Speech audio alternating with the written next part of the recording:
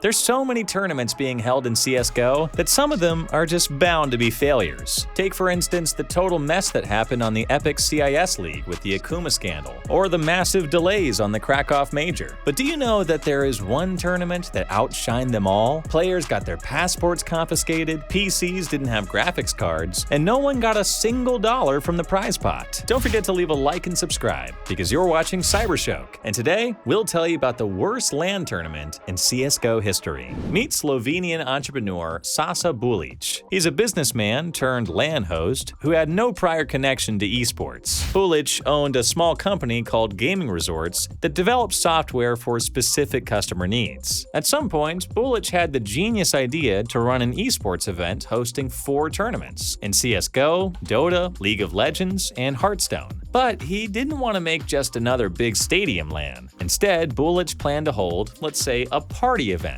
where during the day, teams would compete for money and fame, and come nighttime, drink cocktails on the beach of the Adriatic Sea. We must say, the premise actually sounds pretty enticing. Bulic announced the event on behalf of his company, Gaming Resorts. He contracted a small firm with a similar name, Gaming RS, who would be responsible for streams, PCs, helping players, and all that good stuff, leaving Bulic's end with only one thing to do: pay for everything. Gaming Paradise was scheduled to go from September 6th to September 8th in 2015. And although a big LAN from ESL was also scheduled just a couple of days later on the 10th, many top teams still agreed to take part. Part of their reasoning was that they were excited by seeing the party atmosphere that was heavily advertised by Bulic. Here are some of the things that he promised to the players: a luxury room at a hotel on the Adriatic coast, 50 different kinds of expensive beer, full-time access to a jacuzzi, and last but not least, some live music to enjoy. As a result, Navi, Titan, and Virtus Pro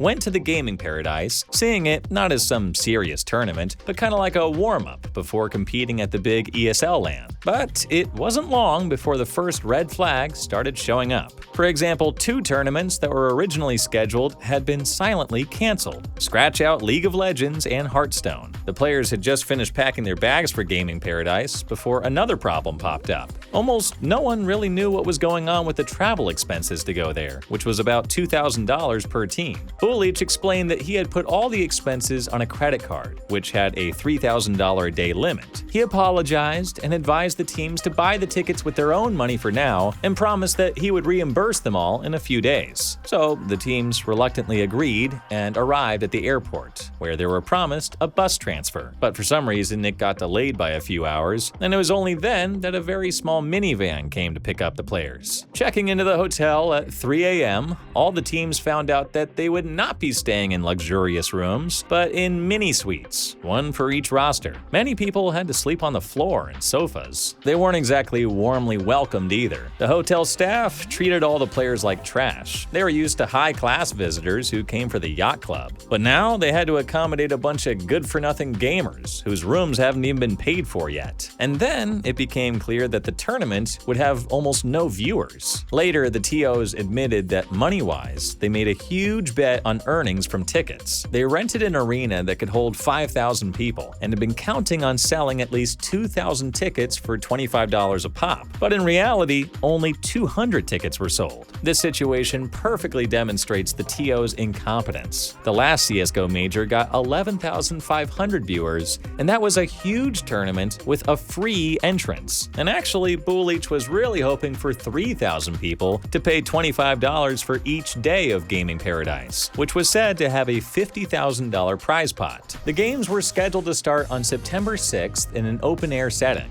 but the city of Porturas got hit with a storm. So the TOs decided to postpone the games to be for the next day, and told the teams that tomorrow they will have to play twice as many matches. Returning to the hotel in a bad mood, Team Titan were treated like con artists by the hotel staff, since the hotel hadn't gotten a cent for their accommodation yet. So when they couldn't think of a better solution, they decided to confiscate their documents and call the police. And all the players were sincerely scared. They needed to fly to Dubai in just a few days, but the Slovenian government was holding their passports now. Fortunately, they did manage to come to a compromise. And by the way, those teams that tried to use the jacuzzi were met with a refusal from the hotel. They said, "Hey, until your suites are paid for, we're not letting you use the jacuzzi." And so, on the morning of September 7th, the teams came down to the arena to finally play some Counter-Strike. Players took their own devices with them and faced, well, let's say, a little problem. There were no computers! Did Bulich really forget about that too? Later it got leaked that the TOs had actually ordered PCs from some Belgian gaming club, and they hired 2 drivers to transport them to Slovenia. One driver for the actual PCs, and another for the monitors. But the first driver went mysteriously missing for some reason, and no one was able to contact him. The second driver arrived in Belgium and was ready for the pickup, but then he called Bulich and told him that there wasn't enough space in the car to take both the PCs and the monitors, so he asked which he should bring. It seems obvious that in a situation like this, you should take the PCs, right? But the TOs told the driver that he should bring the monitors. So, Bulich rented some PCs from a local office, and when these computers arrived at the arena, it turned out that they were not at all suited for gaming. They were built with cheap CPUs, and as far as the GPUs, there weren't any. So the TOs started scrounging around for some graphics cards and ended up renting them from some Bitcoin farm nearby. As a result, those PCs barely managed to show 100 FPS in CSGO. And when teams tried to play, they found out that those monitors from Belgium were very cheap and just not suitable for pro gaming. The players were ready to tolerate 100 FPS, but they refused to play with such old monitors. They faced Bulich with an ultimatum: either you find us some good monitors, or we refuse to play. Fortunately, he found some, and so the glorious Gaming Paradise event finally began. The delay for the first game was now 25 hours, and the whole event needed to run its course in 2 days now. Because of that, many matches, including a game for 3rd place, were now set to be best of 1. Oh, and the Dota tournament got cancelled too now. At that moment in time, Gaming Paradise had become the most discussed thing in CSGO. No one would care if it was just some cheap Tier 3 LAN, but no, look, there's Navi, Virtus Pro, Titan, and Kingwin playing there. Fans crave to see their favorite teams play in such a hyped-up tournament. But then, one more problem reared its ugly head.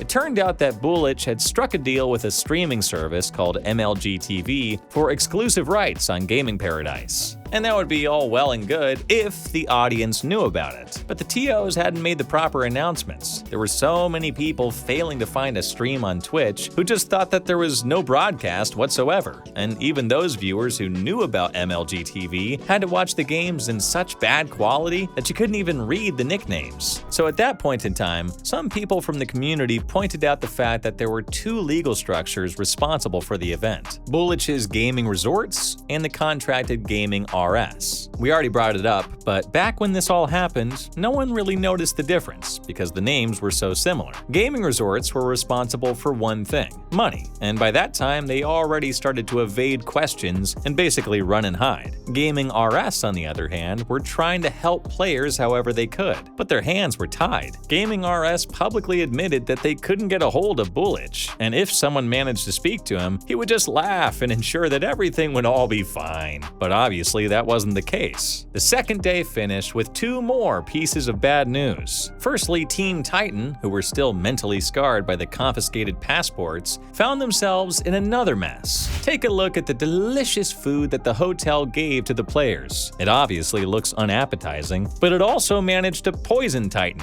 2 players and a manager were hospitalized after dinner. Secondly, all the production equipment was confiscated by the rental company, since Bulich failed to pay them. Gaming RS, who sincerely were trying to improve the situation, now didn't even have lights, cameras, or any of the other essential equipment. Finally, Bulich admitted that he didn't have any prize money and gathered together all the teams for a meeting to discuss the matter. So here's what they agreed on. Bulich signed a document where he promised to pay the prize money in 90 days. But there was one catch. Bulich signed this promise on behalf of his company Gaming Resorts. This is an important detail that we'll talk about later.